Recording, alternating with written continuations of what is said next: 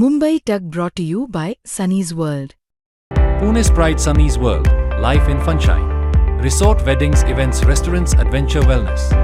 Sunny's World, perfect destination for every occasion. 8 मे 2013चा दिवस. Supreme कोर्टात RM Lodha यांच्यासह 3 न्यायमूर्तींचं खंडपीठ कोलगेट प्रकरणावर सुनावणी करत होतं. अर्थात कोळसा घोटाळा, ज्यात 1,86,000 कोटी रुपयांचा घोटाळा झाल्याचा आरोप होता. केंद्रीय मंत्र्यांपासून सचिव ते अधिकारी सगळेच संशयाच्या घेऱ्यात होते. CBI प्रकरणाचा तपास करत होतं. सुप्रीम कोर्टात त्याचा रिपोर्ट सादर करायचा होता. पण त्याआधीच PMOचे सहसचिव आणि कोळसा मंत्रालयातील अधिकाऱ्यांनी CBIच्या रिपोर्टचा आढावा घेतल्याची कुणकुण होती. इतकंच नव्हे तर कोर्टात जो रिपोर्ट सादर होणार होता त्यात बदलही सुचवले गेले होते. न्यायमूर्ती RM लोढा प्रचंड संतापले आणि त्यांनी CBIचे प्रमुख रणजित सिन्हा यांना फैलावर घेतलं. ते म्हणाले, CBI म्हणजे पिंजऱ्यातला पोपट झालाय आणि तो आपल्या मालकाच्याच आवाजात बोलू लागलाय. CBI बद्दल इतक्या कठोरपणे पहिल्यांदाच कोर्टानं टिप्पणी केली असावी. तत्कालीन विरोधकांनी म्हणजे भाजप नेत्यांनीही या मुद्द्याचं भांडवल केलं. हे आठवण्याचं कारण म्हणजे सध्या CBI प्रमुखांच्या नियुक्तीवरून उठलेलं रान. सध्याचे CBIचे प्रमुख प्रवीण सूद 24 मे रोजी रिटायर होत आहेत. त्याआधी नव्या CBI प्रमुखांची नियुक्ती होणं गरजेचं आहे. त्यासाठी पंतप्रधान, सरन्यायाधीश आणि विरोधी पक्षनेत्यांची समिती आहे. तिघांपैकी 2 मतं ज्या बाजूनं त्या बहुमताच्या जोरावर CBI प्रमुखांची नियुक्ती होते. त्यासाठी कालही पंतप्रधानांच्या निवासस्थानी बैठक झाली. मात्र या बैठकीत राहुल गांधी यांनी गेल्या वेळी जे मुद्दे मांडले होते त्याला सरकारकडून प्रतिसाद दिला गेला नव्हता.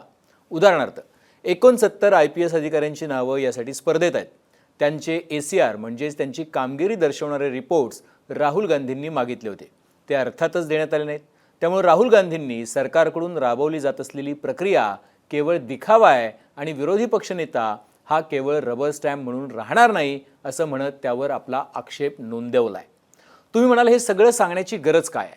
तेच समजून घेण्यासाठी हा व्हिडिओ शेवटपर्यंत बघा. नमस्कार, मी अभिजित करंडे. सेंटर पॉइंटमध्ये आपल्या सर्वांचं स्वागत आहे. देशात लोकशाही आहे, निवडणुका होत आहेत, अधिकाऱ्यांच्या नियुक्त्या होत आहेत आणि यात विरोधक कसे सपशेल फेल ठरत आहेत यावर TVवाले दिवसभर चर्चा करतायत. पेपरमध्ये मथळे छापले जात आहेत. विरोधकांच्या नालायकपणावर अग्रलेख आणि कार्यक्रम होत आहेत.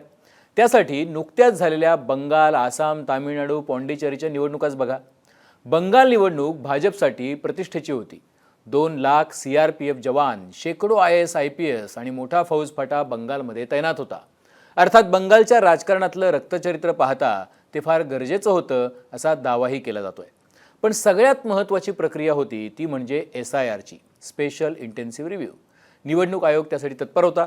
डिसेंबर 2025 मध्ये भारतीय प्रशासनिक सेवेतील निवृत्त अधिकारी सुब्रता गुप्ता यांची इलेक्शन कमिशननं स्पेशल रोल ऑब्झर्व्हर म्हणून नियुक्ती केली. हे गुप्ता पश्चिम बंगाल केडरचेच. त्यांनी जयपालगुडी, बर्दवान जिल्ह्याचे कलेक्टर म्हणून काम केले. त्यांनी वेस्ट बेंगॉल इंडस्ट्रियल डेव्हलपमेंट कॉर्पोरेशनचाही कारभार सांभाळला आहे. त्यांच्याच काळात टाटांना सिंगूरमधून काढता पाय घ्यावा लागला होता. ममता सरकार आणि त्यांचे संबंध तणावाचे होते. त्यानंतरही त्यांना इलेक्शन कमिशननं स्पेशल रोल ऑब्झर्व्हर म्हणून नियुक्त केलं. अर्थात ही सगळी प्रक्रिया वादाच्या भोवऱ्यात अडकली. त्याचं कारण आहे तब्बल 91 लाख नावं इलेक्शन कमिशननं डुप्लिकेट किंवा मृत किंवा इतर ठिकाणी स्थायी झाल्याच्या कारणानं वगळली. 27 लाख नावं लॉजिकल डिस्क्रिपन्सीमध्ये अडकली. ममतांनी सुप्रीम कोर्टात धाव घेतली. कोर्टानं या मतदारांना त्यांचा अधिकार बहाल करा अशा सूचना केल्या. त्यानंतर लवाद नेमण्यात आला आणि त्यांनी आपल्या मोठ्या कष्टानं 2-2.5 हजार नावं कशी तरी क्लिअर केली. म्हणजे 26,98,000 तक्रारींचा शेवटपर्यंत निपटारा झालाच नाही. अर्थात इलेक्शन झाली. बंगालमध्ये भाजपनं डबल सेंचुरी मारली. सुवेंदू अधिकारी मुख्यमंत्री झाले आणि हे स्पेशल रोल ऑब्झर्व्हर असलेले सुब्रता गुप्ता यांची मुख्यमंत्र्यांचे सल्लागार म्हणून नियुक्ती सुद्धा झाली. असो, पुढे जाऊयात. मनोज कुमार अग्रवाल हे चीफ इलेक्टोरल ऑफिसर होते, बंगालचेच. त्यांच्याच डोळ्याखाली बंगालमध्ये स्पेशल इंटेन्सिव्ह रिव्ह्यूची प्रक्रिया राबवण्यात आली, जी सर्वात वादग्रस्त ठरली. पुन्हा 91 लाख नावं डिलीट झाली, 27 लाख लॉजिकल डिस्क्रिपन्सीमध्ये अडकली वगैरे वगैरे. पण जशी अधिकारी यांनी मुख्यमंत्री म्हणून शपथ घेतली, सुवेंदू अधिकारी यांनी, तसं मनोज कुमार अग्रवाल यांना चीफ सेक्रेटरी म्हणून नियुक्त केलं. अग्रवाल 1990च्या बॅचचे IAS अधिकारी आहेत. त्यांच्याच बॅचचे विवेक कुमार, रिदेश मोहन, विवेक भारद्वाजी स्पर्धेत होते. पण त्यांची कामगिरीच अशी होती म्हणजे अग्रवाल यांची, की अग्रवाल यांची वर्णी लागणं स्वाभाविक मानलं जातं. आता प्रश्न पडेल की ज्या लोकांच्या कामावर विरोधकांसह बंगालमधील सिव्हिल सोसायटीनं शंका घेतली आहे त्यांनाच अशा पदांवर नेमलं जाणं म्हणजे बंगालमध्ये ज्या पद्धतीनं स्पेशल इंटेन्सिव्ह रिव्ह्यू राबवला गेला त्याची ही बक्षिसी तर नाही आहे ना, हा प्रश्न आहे. पण असो, सब चंगासी. पण याआधी ही एक घटना घडली होती. डिसेंबर 2023ला हिवाळी अधिवेशन सुरू होतं. पार्लमेंटमध्ये सुरक्षेत अडथळा आल्यानं गहजब माजला होता.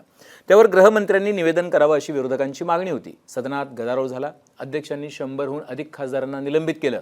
त्यात 95 खासदार केवळ विरोधी पक्षांचे होते. त्याच गोंधळात मध्यरात्री एक कायदा पास झाला ज्याद्वारे देशाच्या निवडणूक आयुक्ताच्या नेमणुकीची जी समिती आहे त्यातून सुप्रीम कोर्टाच्या सरन्यायाधीशांना वगळण्यात आलं. त्याऐवजी सरकारमधील एका मंत्र्यांचा समावेश करण्याची तरतूद करण्यात आली. म्हणजे पंतप्रधान प्लस सरकारमधील एक मंत्री आणि विरोधी पक्षनेता अशी समिती असेल. आता एका पारड्यात 2 आंबे ठेवले आणि दुसऱ्या पारड्यात 1 ठेवला तर दोन्हीचं वजन एक कसं होईल? असो, अजून पुढे जाऊया. आपल्याला खूप लांबवर जायचं आहे. भाजप 2014ला स्वबळावर 282 जागांवर निवडून आली. पंतप्रधानांनी काँग्रेसमुक्त भारताची घोषणा भाषणांमध्ये केली होती.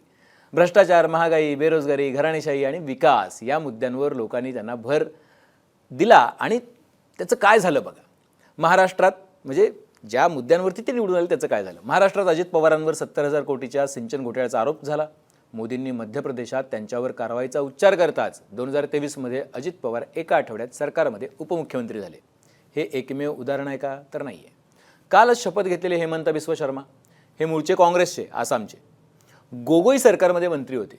पण 2015मध्ये त्यांनी अगदी इलेक्शनच्या तोंडावर भाजपमध्ये प्रवेश केला. कारण भाजपनं त्यांच्यावर लुई बर्गर भ्रष्टाचाराच्या प्रकरणामध्ये आरोप केले होते.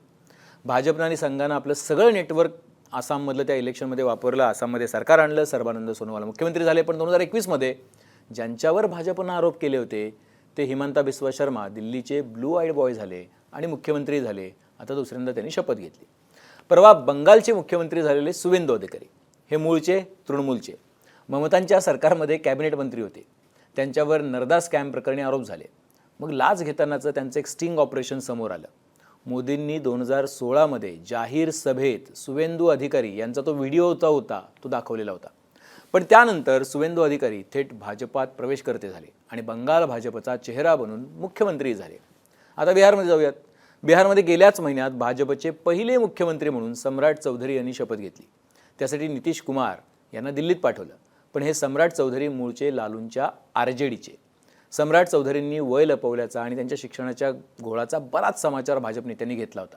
सम्राट चौधरींच्या कारनाम्यांवर भाजपनं एकेकाळी रान उठवलं होतं.